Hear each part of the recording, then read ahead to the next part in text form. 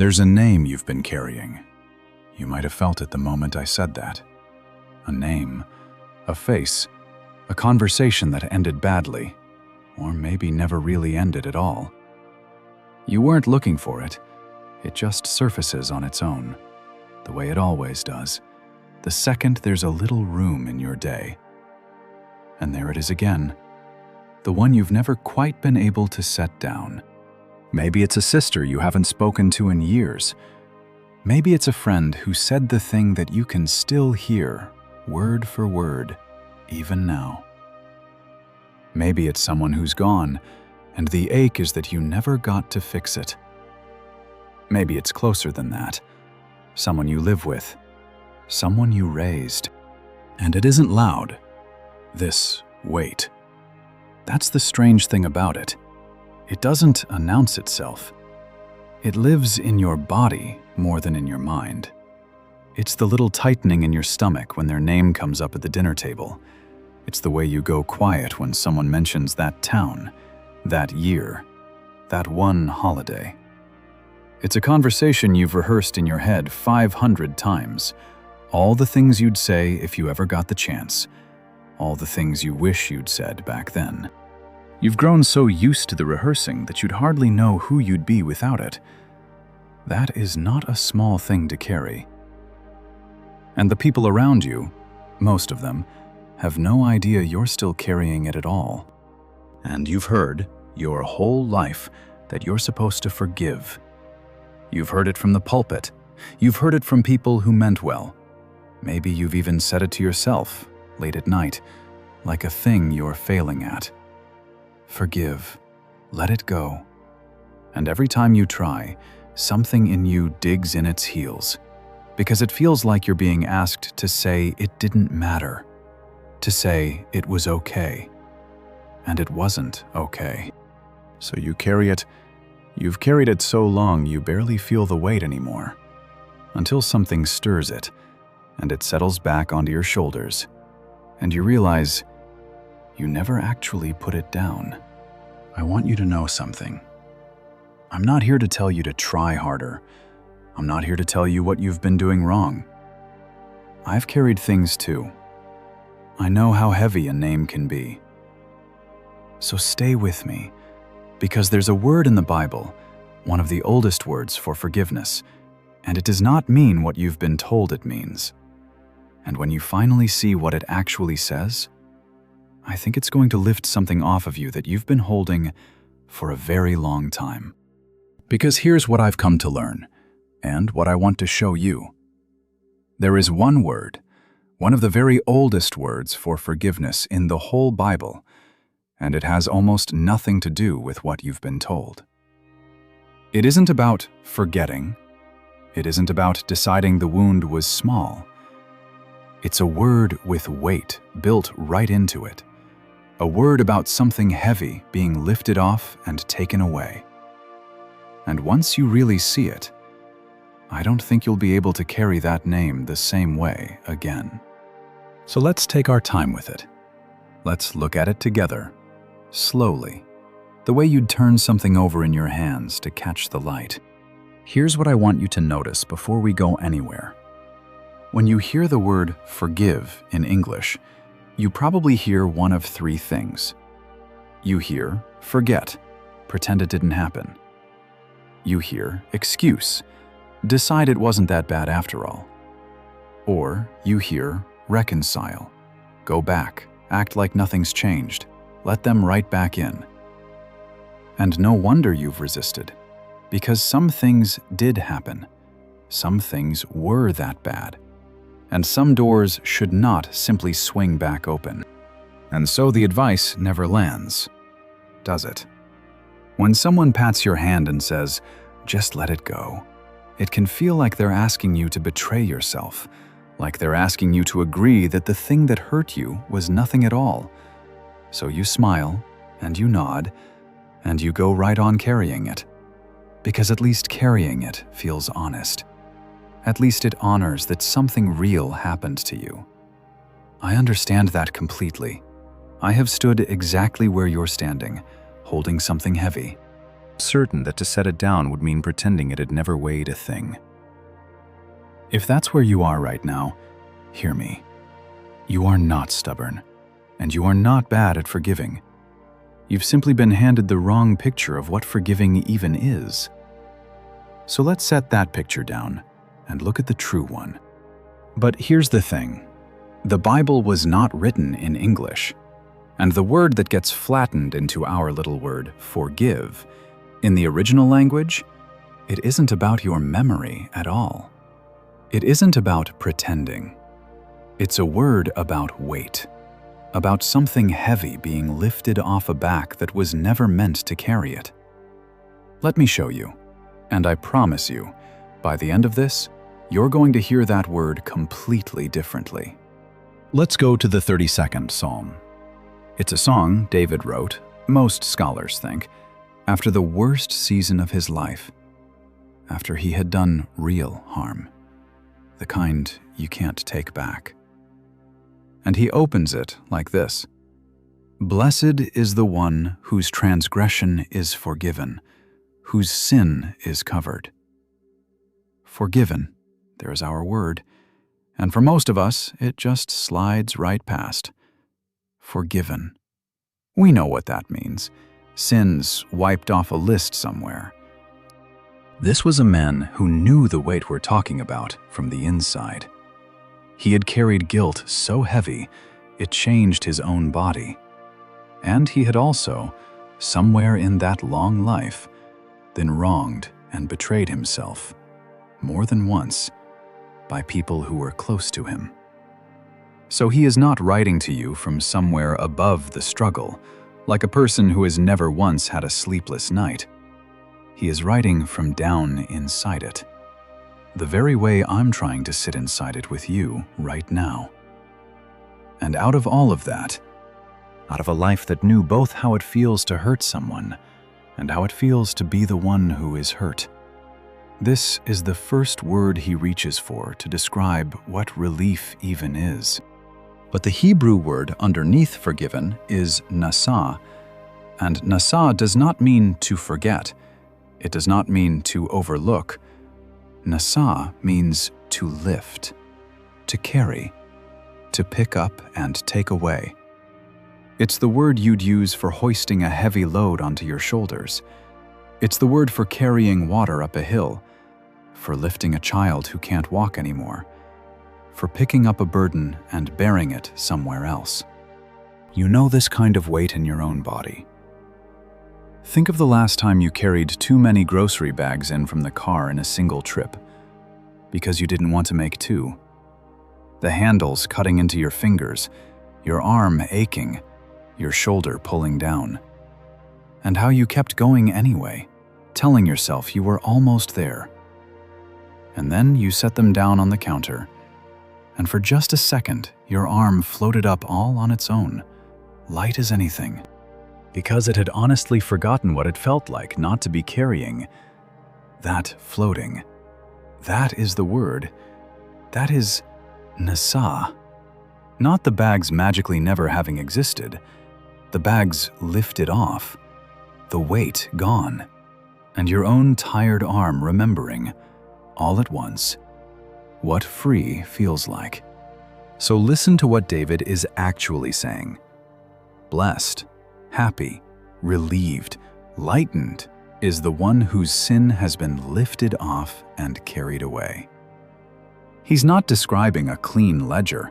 He's describing a back that finally straightens up. He spends the next few verses telling you what it felt like before that happened. He says when he kept silent, his bones wasted away. He says God's hand felt heavy on him, day and night, until his strength dried up like water in the summer heat. Does that sound familiar? That dull, dragging heaviness that you can't always name? That's the language of someone carrying something he was never built to carry. And then it lifts. NASA, taken up and taken away. And there's something else hidden in those opening lines, something you'd never catch in English. David doesn't use just one word for what went wrong. He uses three. He says transgression, which means crossing a line you knew was there. He says sin, which carries the idea of missing the mark, falling short of where you meant to be. And a little later he says iniquity, a word for something bent, something crooked that just won't lie straight no matter how you press on it. 3 different words, because he knew what we carry is never simple. And then, for what God does with all of it, he reaches for 3 words too. Forgiven, lifted off, covered, like something laid gently over a stain until it's seen no more. And not counted, the language of a ledger, a debt that simply isn't written down against you anymore. He's circling the same mercy from 3 directions, the way you do when you can hardly believe a thing is true. Lifted, covered, not counted against you. He almost can't say it enough. Now I want to show you where this same word, nasa, shows up in a way that will change everything. Because this is the part almost no one connects. Go back further, into the book of Leviticus, to a single, strange, and beautiful day. Once a year, the people of Israel kept what they called the Day of Atonement, the holiest day of the year. And at the center of it was a picture so vivid that I don't think you ever forget it once you've really seen it. On that one day, and no other day in the whole year, the high priest would lay aside his golden robes and dress in plain white linen and walk where no one else on earth was allowed to walk, into the innermost room, behind the veil, into the very presence of God, on behalf of every single person outside. It was the most solemn day on the calendar. People fasted, people waited, holding their breath, while one man carried the weight of a whole nation in with him. And in the middle of that holy, trembling day came the 2 goats. The high priest would bring 2 goats and cast lots over them, one marked for the Lord and one for the place of sending away. One of them was offered as a sacrifice, but the other was kept alive. And here's what happened to the living one. The high priest would lay both his hands on its head, both hands pressing down, and he would confess out loud over that animal all the wrongs of all the people, every failure, every cruelty, every quiet thing done in the dark. He would speak it all out, and as he spoke, the picture was that those wrongs were being transferred, laid onto the back of the goat.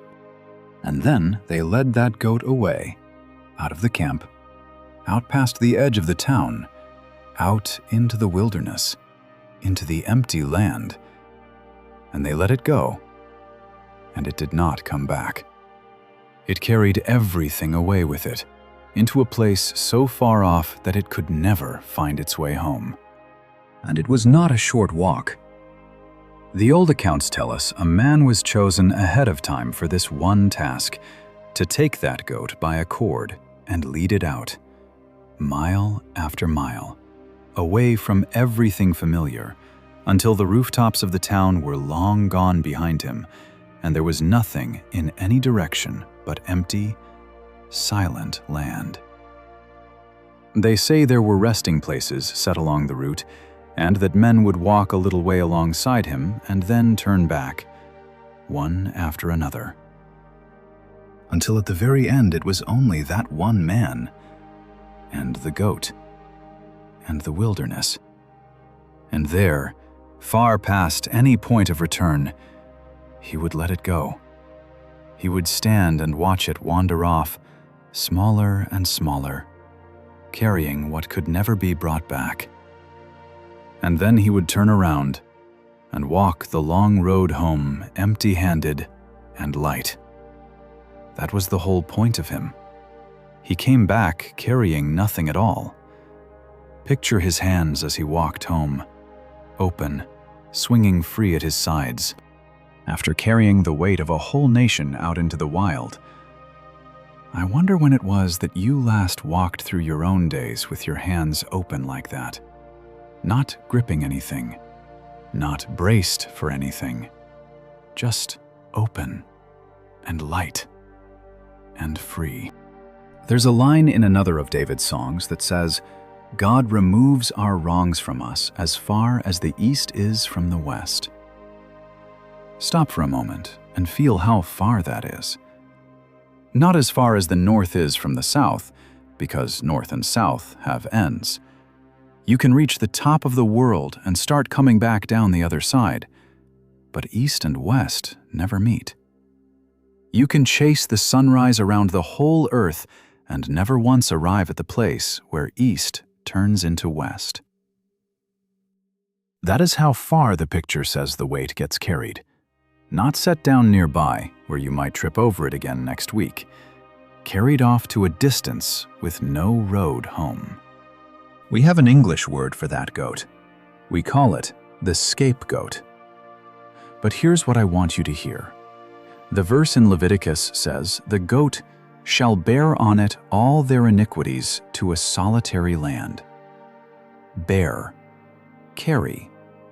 And the Hebrew word for that carrying is the very same word, nasa. The same word David used for forgiven. The goat does not forget the sin. The goat does not excuse it. The goat lifts it and carries it and takes it away. Do you see it now? Forgiveness, in the oldest language of the Bible, was never a command to pretend. It was a picture of a weight being lifted off of you and carried somewhere you'll never have to see it again. We even have an ancient record of how seriously they took this. There's a Jewish text called the Mishnah, written down around the year 200, that describes this day in remarkable detail.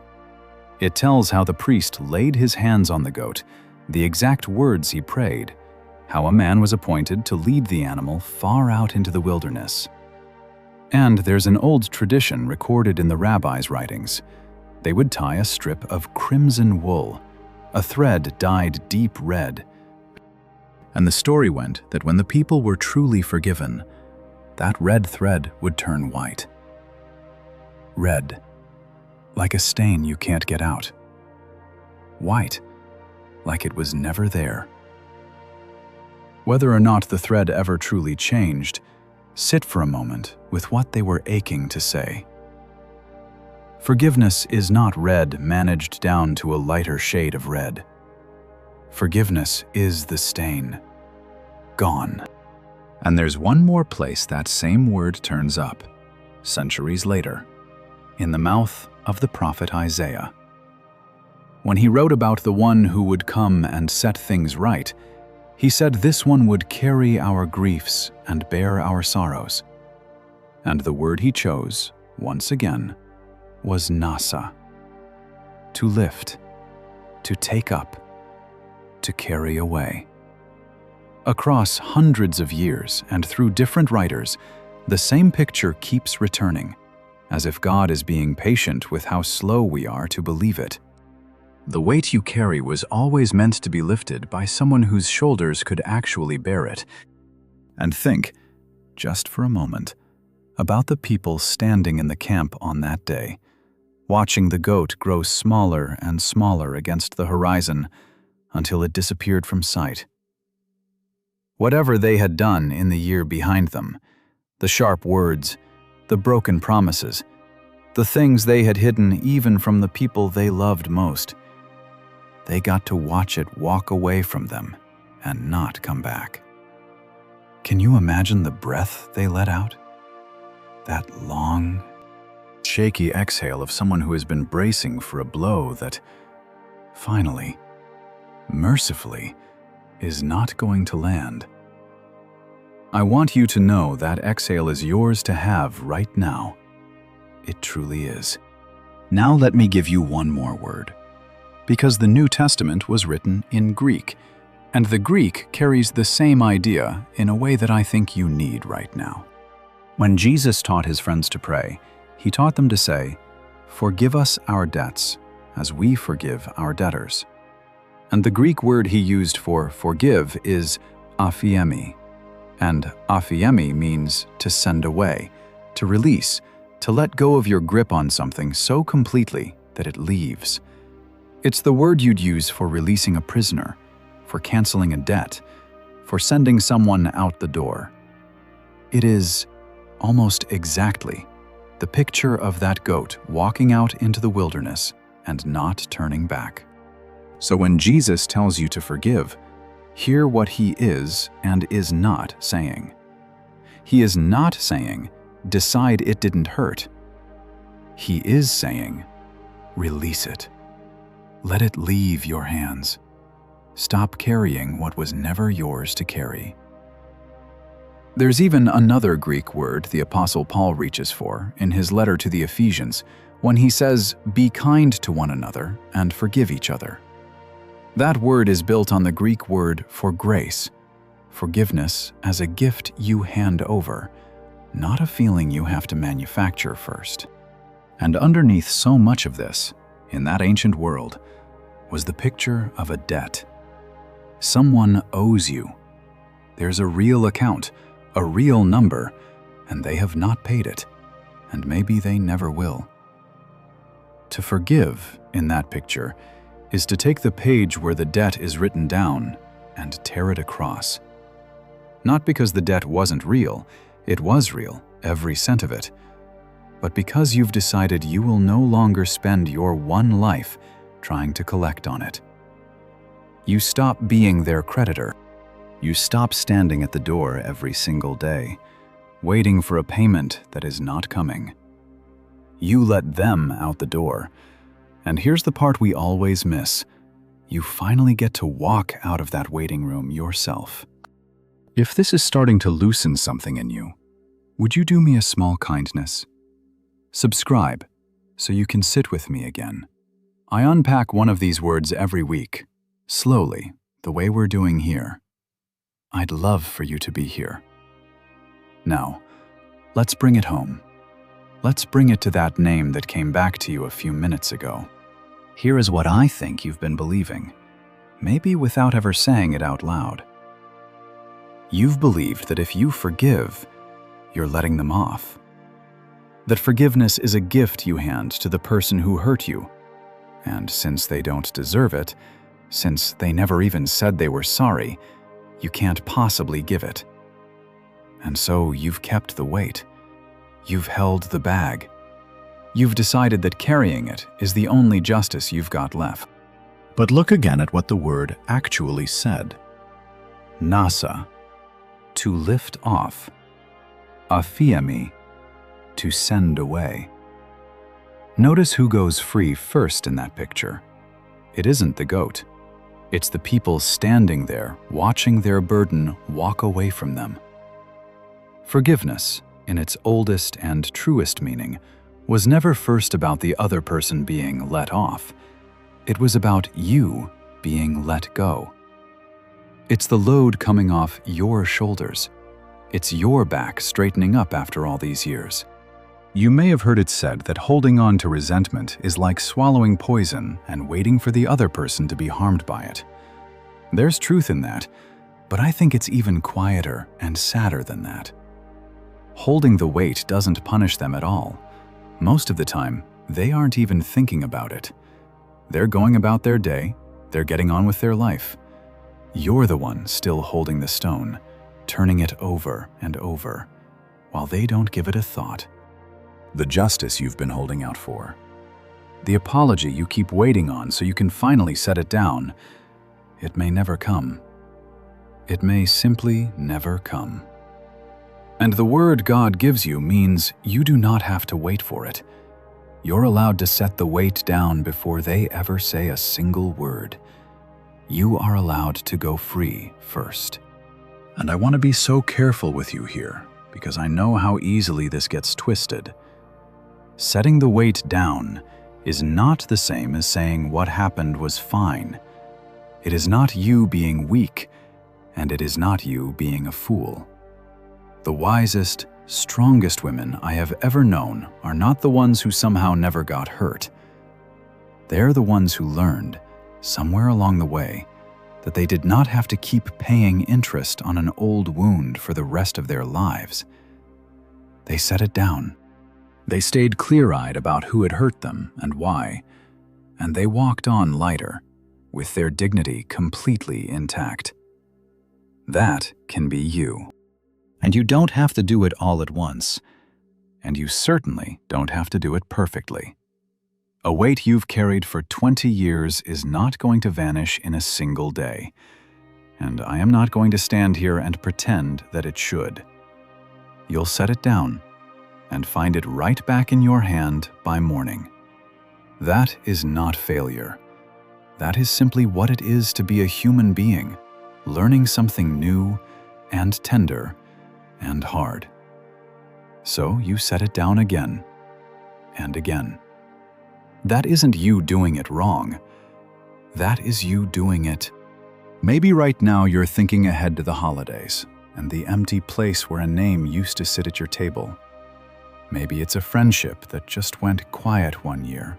No big fight, no slammed door, only a slow cooling. Until one day you realized she didn't call anymore, and you didn't either. And you've carried the small, steady grief of it ever since. Maybe it's a card you never sent, or one you received and never answered. Maybe it is something far bigger and far older than any of that. Something you have never once said out loud to a living soul. Whatever it is, I am not going to ask you to make it smaller than it truly is. I am only going to tell you this. You were never meant to be its permanent home. You were meant to be a person who could set it down. The weight was always supposed to be passing through your hands, on its way somewhere else. It was never meant to move in and live there. You have been carrying a stone in your pocket. You've carried it so long, you've stopped noticing it's there, until something brushes against it, and your hand finds it again. And you've been told the only way to set it down is to first decide it was never really a stone. And you can't do that. You know exactly how much it weighs. So you keep it. But the Bible never asked you to call the stone light. It asked you to take it out of your pocket. Those are not the same thing. You can know, with complete honesty, that what happened was heavy and wrong and real, and still take it out of your hands. Forgiveness doesn't require you to lie about the weight. It only invites you to stop being the one who has to carry it. And think, for a moment, about what you might do with hands that are finally free. So much of you has been quietly occupied all these years, a part of your mind always standing guard over that old hurt, always keeping the account, always ready to defend the wound if anyone came near it. That is real work. It is exhausting, invisible work, and you have been doing it in the background of every single ordinary day, while you cooked and drove and smiled and went on. Now imagine that part of you finally off duty.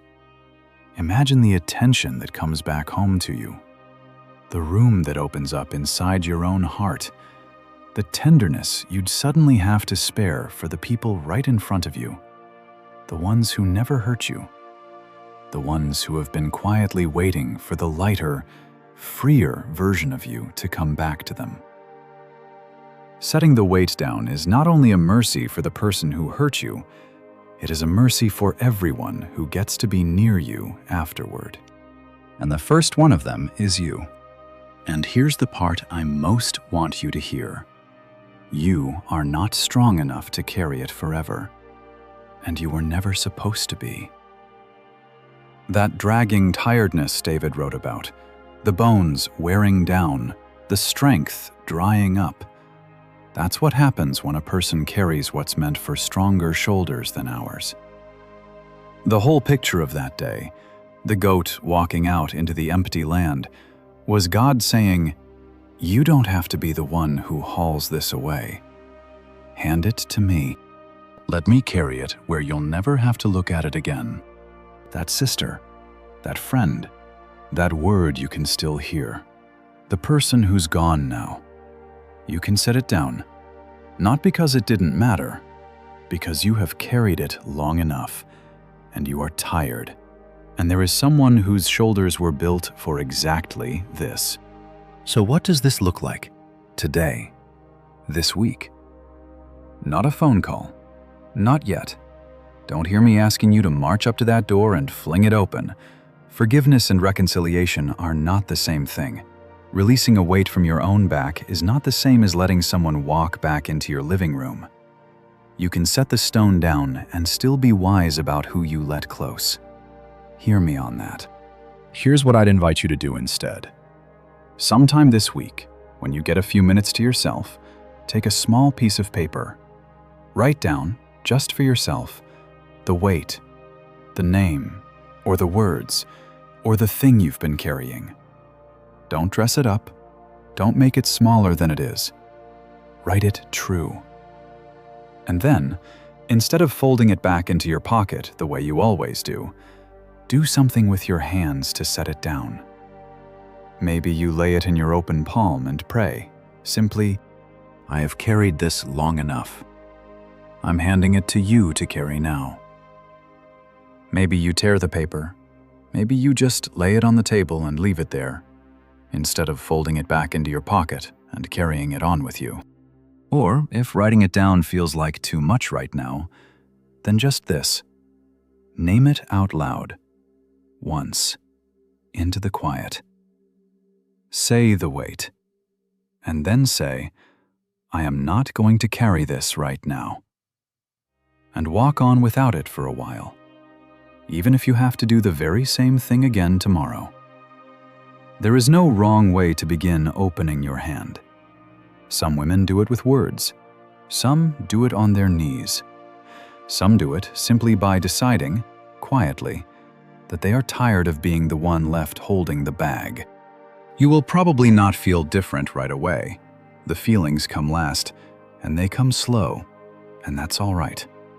You are not measuring whether you feel warm toward that person.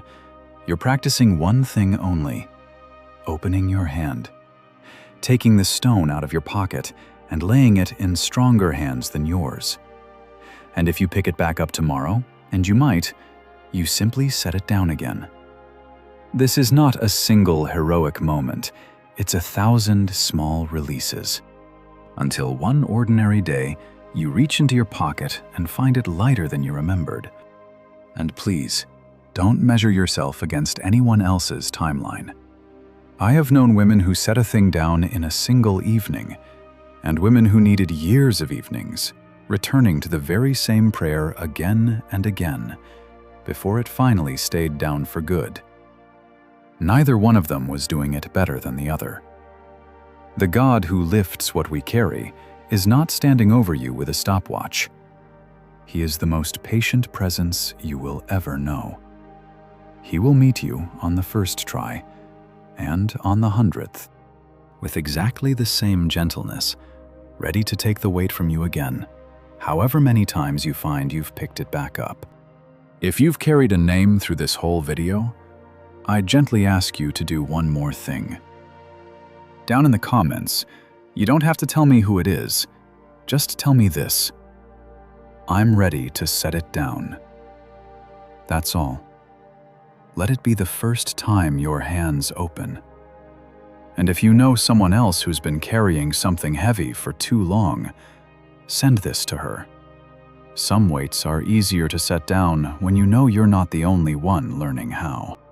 So let me leave you with what I hope you'll carry with you, and it's light, I promise. Forgiveness was never God asking you to forget. The word He used means to lift, to carry, to take away. It was never about pretending the wound was small. It was about a weight leaving your shoulders. You don't have to call the stone light. You only have to take it out of your pocket. And you were never strong enough to carry it forever, because you were never meant to. There are shoulders for this. They are not yours, and they have been waiting this whole time for you to simply open your hands. You have been so faithful to carry it. I want you to hear that too, not as a scolding, but as a kindness. You held it because you didn't know what else to do with it. You held it because no one ever sat beside you and showed you another way. That was never weakness on your part. But you don't have to be its keeper any longer. The carrying can end right here. I know it can feel like too good a thing to be true, that something you've held this long could really be allowed to leave your hands for good. But that ache you feel even now, that quiet longing to be free of it, is not a temptation to push away. It's a door. It is the very thing God set inside you so that one day, when you are ready, you might finally be willing to open your fingers. You don't have to earn the lightness. You don't have to be certain you've done it perfectly, or feel anything in particular while you do it. You only have to be willing. And willing is something you already are, or you would not still be sitting here with me, listening this closely. So right now, wherever you are, maybe just unclench your fist a little. You don't have to let go all at once. Just loosen your grip and let the first stone roll out of your palm. You've held it long enough. You can set it down. You came in here carrying a name.